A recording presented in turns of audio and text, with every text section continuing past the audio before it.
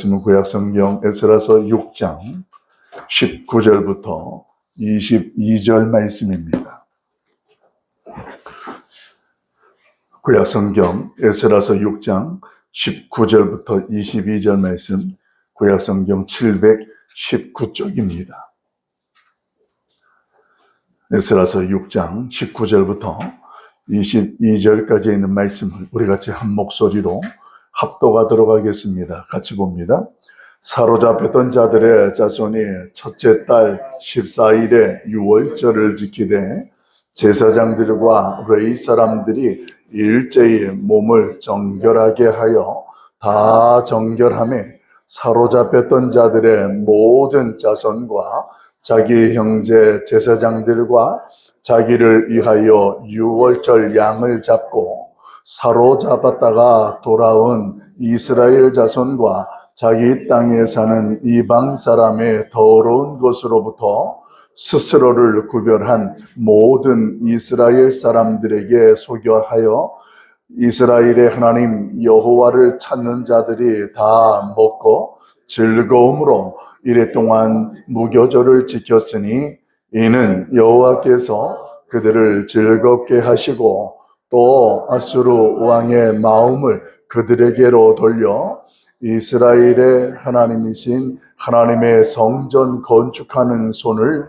힘있게 하도록 하셨습니다라. 아멘.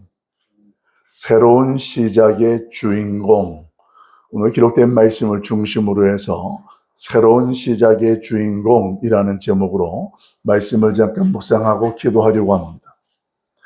여러분, 성전 봉헌식을 마치고 오늘 본문이 소개하는 내용은 그 이스라엘 백성들이 유월절을 지켰다 하는 내용을 소개합니다.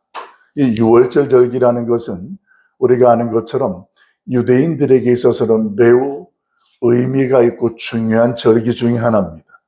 보통 유대인들에게 3대 절기다 이렇게 말하면 이야기하는 첫 번째가 유월절이고, 그리고 초막절이고, 그리고 수장절, 이렇게 해서 3대 절기가 됩니다. 이 3대 절기는 7대 절기로 또 나누어지는데, 이 7대 절기에 대한 이야기는 제가 다음에 한번 말씀을 또 나누도록 하겠습니다. 크게는 유대인들은 이 3대 절기를 매년마다 지키게 하는 절기로 하나님이 말씀하셨습니다. 그 중에서 이 유월절 절기는 어떤 가치와 의미를 가지고 있느냐? 이 유월절은 출애굽이라는 하나님의 역사와 관계됩니다. 출애굽 과정 가운데에 하나님을 경험했던 은혜, 그 하나님이 어떻게 이스라엘 백성들을 인도하셨고 구별되게 하셨고 구원하셨는지를 분명하게 알고 그 하나님을 찬양하고 감사하는 그 절기의 시작입니다. 그러면서 그 두 번째 유월절의 절기의 특징 중에 잊지 않아야 될 것은 유월절을 지키면서 그들은 과거의 자신들의 역사를 단절하겠다라는 고백이 담겨 있습니다.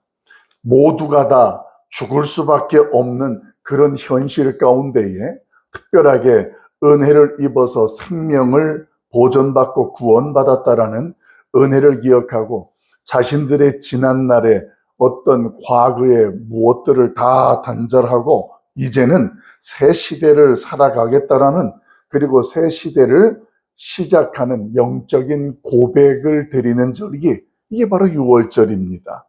그러니까 저와 여러분에게도 유월절 그러면 남 이야기가 아니라 죄와 허물로 죽었던 저와 여러분이 예수 그리스도를 통하여서 그 십자가의 보혈로 새로운 하나님 앞에서의 피조물이 되어진 이러한 은혜들을 경험하고 살아가는 모습과 동일하게 보면 그 이스라엘 백성들에게 유월절이 있다면 우리에게도 영적인 유월절을 경험했다. 그리고 그 유월절을 우리는 주일마다 예수 그리스도께서 십자가 달려 죽었다가 부활하신 안식 후 첫날 주일 아침에 우리가 하나님의 전에서 예배하는 것은 결국 그게 무엇인가? 이 시대의 영적인 유월절을 고백하고 새로운 날을 다짐하고 하나님께 영광을 돌리는 날, 그날이 주일날 저와 여러분이 예배드리는 귀한 시간이 된다, 이렇게 말씀을 드릴 수가 있습니다. 자, 그런데 그동안 성경을 이제 출애굽 이후부터 보면 유월절에 대한 내용이 소개되어지는데 성경 전체, 구약 전체나 그 이후에 소개되어진 신학 내용을 보면 언제나 이 유월절이라는 절기가, 이 단어가 항상 언급이 되어져요. 근데 그 언급되어질 때에 어떤 내용들을 소개하냐면 유월절을 그동안 제대로 지키지 않았다 이야기를 해요. 그들이 유월절에 대해서 지켜야 되는 것을 알고 있고 지켜왔는데 그런 영적인 가치가 있음에도, 고백이 있음에도 불구하고 그 유월절을 제대로 지키지 않았다는 거예요.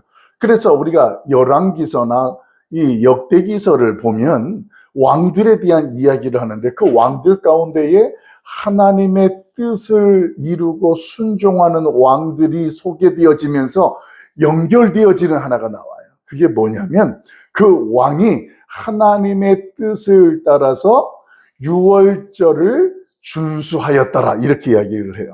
그러니까 이스라엘 백성들에게 이 왕들이 자신의 왕 때에 이 백성들과 하나님의 뜻을 따라서 하나님의 말씀대로 살아가기를 어떤 새로운 영적인 회복이라든가 신앙 각성이라는 것을 그들이 이루고 가졌을 때에 지키는 절기가 뭐였느냐? 그게 유월절이라는 거예요.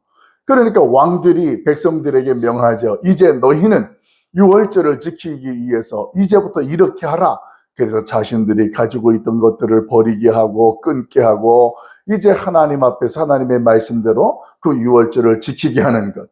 이렇게 함으로 새로운 시작을 펼치는 그런 일들이 왕들을 통하여서 굉장히 많이 소개가 되어집니다.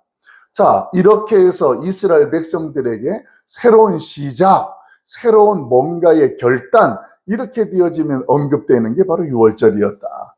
지금 본문에 보게 되어지면 유대인들이 이 종살이를 하다가 포로에서 돌아와서 하나님의 거룩한 백성으로서 성전이라는 것을 건축합니다.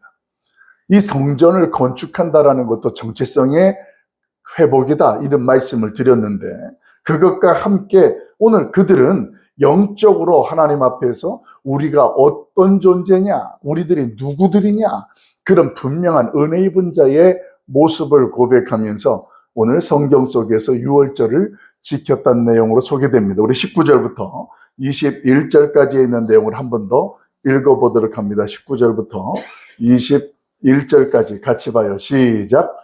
사로잡혔던 자의 자손이 첫째 달 14일에 유월절을 지키되 제사장들과 레위 사람들이 일제히 몸을 정결하게 하여 다 정결하며 사로잡혔던 자들의 모든 자손과 자기 형제 제사장들과 자기를 위하여 유월절 양을 잡으니 사로잡혔다가 돌아온 이스라엘 자손과 자기 땅에 사는 이방인의 더러운 것으로부터 스스로를 구별한 모든 이스라엘 사람들에게 속하여 이스라엘의 하나님 여호와를 찾는 자들이 다 먹고 아멘. 이 19절 21절 내용을 가만히 보면 본문에서 어떻게 이들이 유월절을 지켰는지를 그대로 소개해 줍니다. 과거 이스라엘 백성들이 잘못했던 것들을 단절하는 거예요. 왜 예루살렘 성전이 무너졌는지에 대한 이유를 분명히 알고 있는 것이고 하나님 앞에서 오늘 바벨론의 포로가 되었던 것들이 재앙이 아니라 하나님께서 미래와 소망을 갖게 하게 하셨다라는 것들을 그들이 알게 되면서 이제 이스라엘 백성들이 과거의 그 모든 것들을 벗어버리고 새롭게 하나님 안에서 영적이고 육적인 삶을 살기로 다짐했다라는 내용이 오늘 유월절을 지키는 그들의 모습이에요. 다 유월절을 지킬 때 여러분 여기서 한 가지 놓치지 말아야 될 것이 있어요. 하나님 앞에 제사를 드리는 것은 하나님을 위하여서 우리가 영광을 돌리잖아요. 예배를 드리는 것도. 그런데 유월절을 보면 그 어린 양을 잡되 그 양을 잡을 때 어떻게 잡냐면 그 가족의 숫자대로 식구들대로 그래서 그리고 오늘 성경에 보면 그들을 위하여라는 말로 표현됩니다. 그러니까 각 사람 한 사람 한 사람이 하나님의 은혜가 없으면 살아갈 수 없다라는 그런 분명한 고백들이 있으니까 누구들을 위하여 누구들을 위하여 누구들을 위하여 어린 양을 잡아서 하나님 앞에 유월절을 지켰다, 이 내용으로 소개되고 있습니다. 사랑하는 성도 여러분, 오늘 저와 여러분이 새벽마다 모여서 드리는 이 예배가 오늘 하루를 시작하는 저와 여러분의 유월절이 되길 예수님의 이름으로 축원합니다. 영락 없이 새날을 허락하셨어요. 어제 우리의 실수가 있었음에도 불구하고 하나님은 그것을 다 아시면서도 오늘 새날을 주신 거예요. 이게 무엇입니까? 그래도 나는 너를 사랑한다. 그리고 그래도 너는 나에게 주인공이다. 그래서 새날을 허락하신 거예요. 그 의지를 깨닫는다면 오늘 저와 여러분이 하나님 앞에 하루의 첫 시간에 기도를 하면서 우리 하나님 앞에서 그 은혜를 기억하며, 하나님, 내가 오늘은 하나님의 은혜로 기회가 되는 시간이 되게 하겠습니다. 하나님의 축복을 누리고 흘러가게 하는 주인공이 되겠습니다라는 이런 결단을 하는 날이 이 새벽 예배, 매일 시작하는 그 순간이 영적인 유월절의 고백이 되어지면 좋겠다라는 거예요. 여러분, 오늘 이스라엘 백성들은 신앙생활의 구심점이 어디였냐면 성전이었습니다. 그래서 그 성전에서 그 어떤 일들도 결정하고 그 어떤 일들도 선언하고 그 어떤 시간들 속에서도 이 성전을 중심으로 해서 그들의 삶이 이어지고 펼쳐졌다는 거예요. 여러분, 이랬던 것처럼 오늘 저와 여러분의 인생이나 우리의 교회나 우리의 가정도 하나님 앞에서 기도하는 시간이 중심이 되고 또 성경 통독을 하는 시간이 중심이 되어져서 하루가 그렇게 시작되어지고 날마다 그 하루가 하나님 앞에서 은혜 넘치는 순간들과 시간이 되기를 예수님의 이름으로 간절히 소망합니다. 아까 말씀을 드린 것처럼 우리는 하나님으로부터 관계가 단절되었던, 은혜가 멈추었던 그런 영적으로 죽었던 자들이었습니다. 그랬던 우리를 하나님께서는 십자가의 은혜로 우리에게 새로운 관계를 맺어주셨습니다.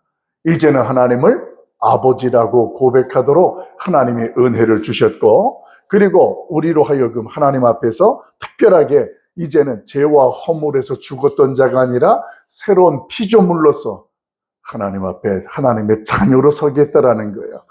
이제 여러분, 우리의 모습 속에서 이제는 죄와 허물의 그림자까지도 우리에게서 사라지고 벗겨지고 하나님의 자녀의 모습으로 오늘도 살아낼 수 있길 예수님의 이름으로 간절히 소망합니다. 오늘 하나님의 자녀의 모습으로 우리의 과거의 것들을 갖다가 벗어버리고 옛사람을 버리고 새사람으로 산다라는 것, 이것이 구체적으로 어떤 모습이냐, 우리 성경 한 번 더 찾아봅시다. 신약성경 에베소서 4장 22절 말씀입니다. 신약성경 에베소서 4장 22절부터 24절, 신약성경 314쪽입니다. 우리가 옛사람을 벗어버리고 새사람으로 산다라는 것, 과거를 단절하고 새로운 결단으로 산다라는 것이 뭐냐? 에베소서 4장 22절부터 24절까지 있는 말씀 우리 같이 한번 합독하도록 합니다. 314쪽입니다. 에베소서 4장 22절부터 24절까지 같이 봅니다. 22절부터 봐요. 시작.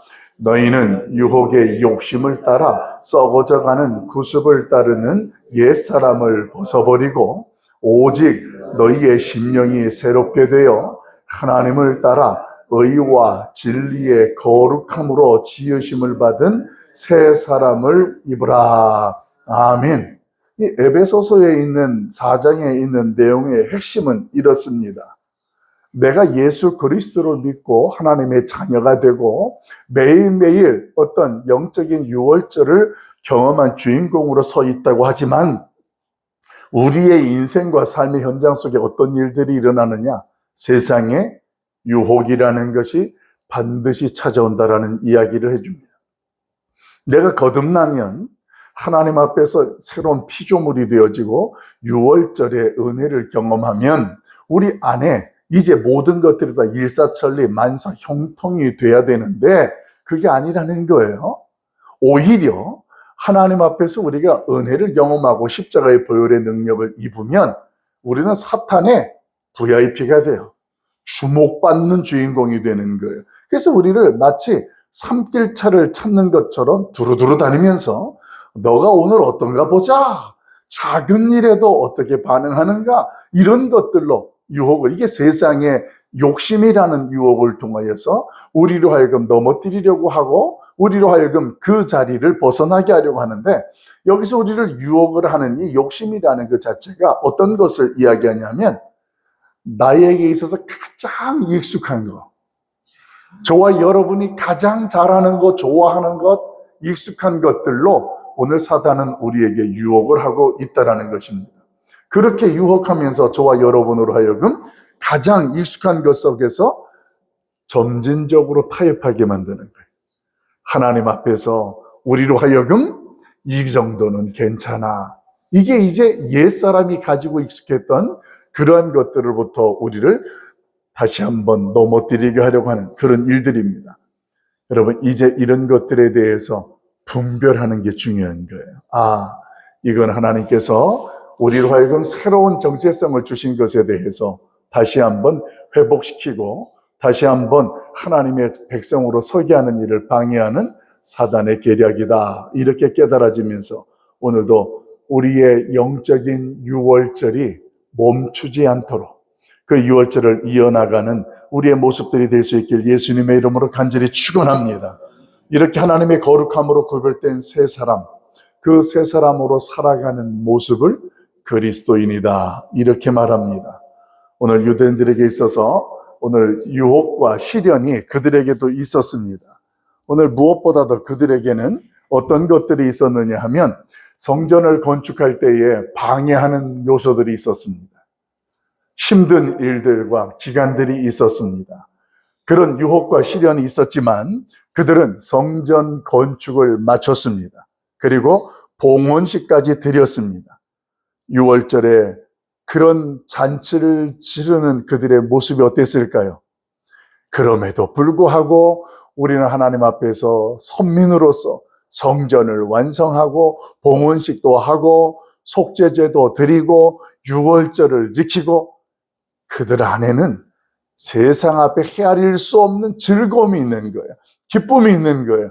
저는 우리 교회에서 주일날마다 예배를 드릴 때의 주일 예배가 한 주간 동안 흩어져 살았던 우리의 모든 성도들이 하나님 안에서 오늘 이 유월절을 지키는 이스라엘 백성들처럼 기쁨이 있고 즐거움이 있는 예배가 되고 우리의 신앙이 될 수 있기를 예수님의 이름으로 간절히 축원합니다.